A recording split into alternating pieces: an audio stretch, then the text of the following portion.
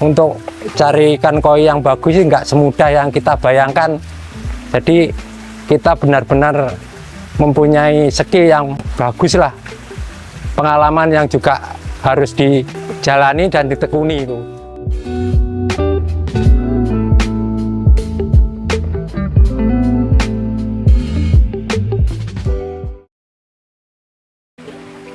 Perkenalkan, saya Ayu Aprilita dari Desa Karangrejo, Kecamatan Garum, dari Farm Daryl Koi Blitar. Ini bapak saya dengan Bapak Sodik, dia yang mengajari saya tentang perkoian dari saya umur 18 tahun. Bapak saya usaha ikan koi dari sekitar tahun 2000 sampai sekarang. Saya melanjutkan mulai dari tahun 2018-an, saya berjualan sendiri, dibantu bapak saya. Ya kalau memangnya anak saya ini saya suruh meneruskan usaha saya dari yang saya kerjai mulai tahun 2000 sampai sekarang ini, penerusnya ya anak saya ini dan anak adiknya yang satunya itu. Karena bagi saya untuk koi menjanjikan, karena saya tekuni mulai dari nol sampai sekarang inilah. Dari awal saya itu mulai itu 2 kolam, sampai sekarang ini ya kurang lebih 25 kolam untuk di sawah. Kalau di rumah ya sekitar 5 kolam lah untuk kolam betonnya. Kalau kolam sawah sekitar 25 kolam. Karena koi itu kan ikan yang penghobinya itu kalangan menengah ke atas. Jadi kan harganya itu kalau yang bagus tidak ada nilai nominalnya, tapi kalau yang pasar itu ya ada standarnya. Untuk cari ikan koi yang bagus sih nggak semudah yang kita bayangkan. Jadi kita benar-benar mempunyai skill yang bagus lah, pengalaman yang juga harus dijalani dan ditekuni itu.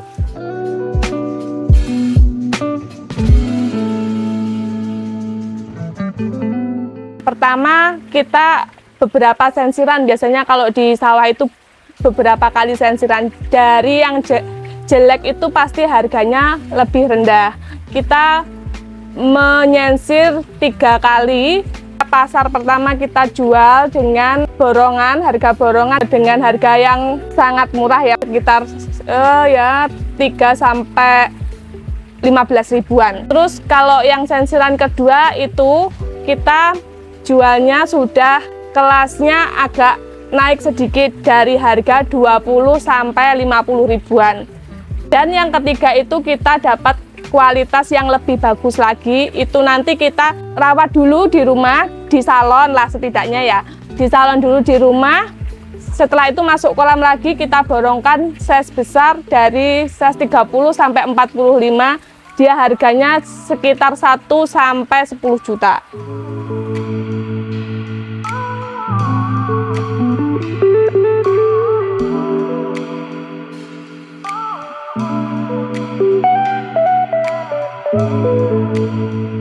Kalau caranya untuk membedakan koi yang kualitas sama enggak kualitas itu, kalau dari orang awam itu memang sulit ya.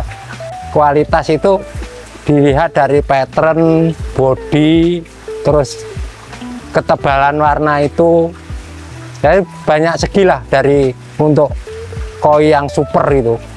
Jadi kalau memangnya koi yang super itu untuk memenuhi kriteria body, warnanya juga bagus. Cara orang awamnya itu kiwa itu batas warnanya itu memang bagus itu. Untuk mempelajari itu kan, kalau kita menjelaskan itu kalau nggak secara langsung praktek kadang-kadang lama itu memangnya. Kadang saya melajari petani-petani baru itu, saya awam itu saya ajak untuk nyensir, jangan bicara sama saya, lihat saya untuk nyensir aja, jangan tanya dulu gitu. Jadi yang mana yang saya ambil gitu. Untuk membedakan ini koi pasar, ini koi yang berkualitas, ini grade A, grade B, itu lebih cepat untuk membedakan itu. Apalagi untuk milih ikan yang super. Itu yang paling sulit itu.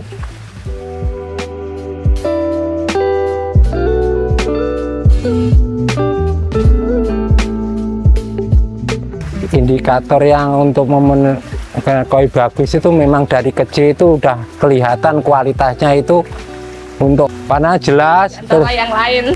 dasarnya itu juga misalnya seperti koako, dasarnya memang putih, warnanya hitam, merahnya itu udah jelas, dan kiwanya atau hantu itu udah ada batas-batasnya yang nampak itu ini nanti jadi koi, jadi ikan yang super itu.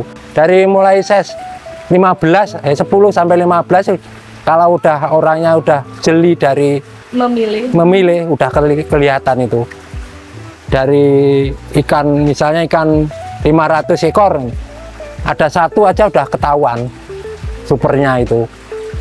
Makanya ikan super itu nggak ada nilai nominalnya, nggak ada. Kalau saya sering istilahnya borong ikan pasar itu dapat super, sering juga.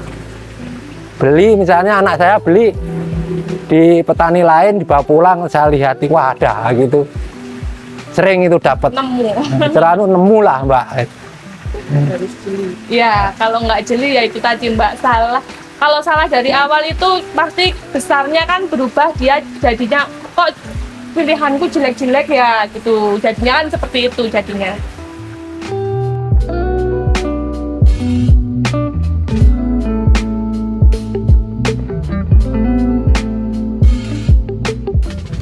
Mendapatkan koi super itu pertama harus jeli untuk memilih induk dan pejantan. Kuncinya induk sama pejantan gitu aja untuk kualitas koi yang bagus itu. Nggak ngawur cari induknya, nelorinya nggak ngawur indukannya, syukur diambil indukan mana aja, yang penting hamil, nggak seperti itu. Jadi milih indukannya yang kualitasnya bagus. Ya, kualitasnya memang bagus, bukanlah kita bodinya juga bagus. Yes, minimal ukurannya minimal indukan 50 minimal itu 50 cm itu untuk khusus indukannya minimal 50. Nanti pejantannya kalau indukannya 50, pejantannya ya 45 sampai 40 nggak masalah. Tapi benar-benar untuk memilih indukan, benar-benar indukan yang berkualitas. Nah, kita mempelajari indukan yang kualitas itu ngambil dari dasaran indukan itu bersih. Misalnya kalau soa dasarnya udah bersih, kiwanya udah bagus, lihat moto gurunya juga bagus, itu kebersihan dari dasaran dulu. Berarti kuncinya untuk supaya ternak kita bisa bagus-bagus ya, indukan sama pejantan harus milih yang indukan yang berkualitas, gitu aja.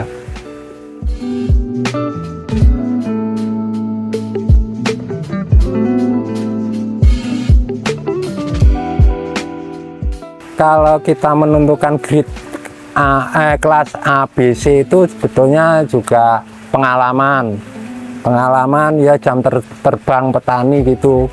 Jadi untuk sensirnya itu dari sensir pertama, sensir kedua, sensir ketiga, finishing sensir keempat. Kalau saya itu sensir keempat itu udah ukuran 20-25 itu udah jelas kita memilih untuk grade A ke atas, itu aja.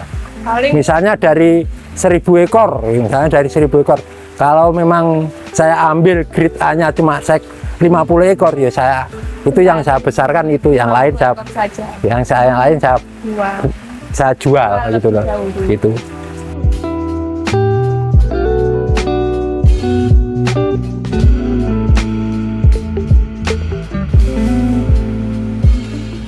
Untuk mendapatkan grade A yang banyak itu ya induk sama pejantan, kualitasnya induk sama pejantannya itu pengaruh utama itu.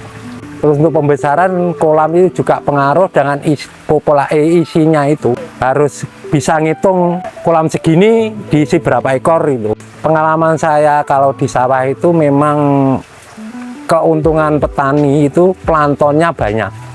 Kalau di kolam beton seperti di punyaan saya di rumah ini, kalau nggak didukung dengan makanan yang bagus, itu pertumbuhan juga lambat. Tapi kalau di sawah, walaupun pakannya itu nggak terlalu mahal lah, nggak terlalu bagus lah, itu masih didukung sama plankton-plankton yang ada di sawah itu lebih cepat, pertumbuhan lebih cepat. Kalau kualitas itu lihat dari bibitnya, sebetulnya sama, cuma pertumbuhannya memang cepat di sawah. Kalau sudah nanti kita ngiping ya harus di rumah gitu.